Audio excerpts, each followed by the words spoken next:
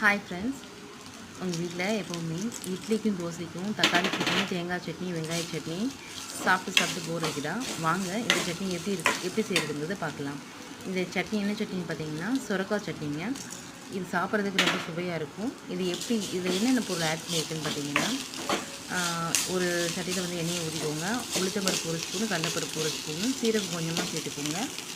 சுரக்காயை நல்லா பீட் பண்ணி கழுவி எடுத்து கட் பண்ணி வச்சுக்கோங்க. அதில் உள்ள விதையை மட்டும் எடுங்க. சதப்பகுதி அப்படி இருந்தால் தான் நல்லாயிருக்கும். 4 பச்சை மிளகாய் சேர்த்துக்கோங்க. மல்லி இலை, கொஞ்சோண்டு புளி, கல் உப்பு கொஞ்சம் சேர்த்துக்கோங்க. கடைசியாக வதக்கி முடிக்கும் போது பொரிகடலை ஒரு ஸ்பூன் சேர்த்துக்கோங்க. பொரிகடலை சேர்க்குறது இந்த சட்னிக்கு மேலும் சுவையை கொடுக்கும். சாப்பிடும்போது ரொம்ப சூப்பராக இருக்குங்க. வீட்டில் உள்ள குழந்தைங்க நல்லாயிருக்குன்னு சொல்லி கேட்டு வாங்கி சாப்பிடுவாங்க. உங்கள் வீட்லேயும் செஞ்சு எப்படி இருக்குன்னு கமெண்டில் சொல்லுங்கள். Bye friends.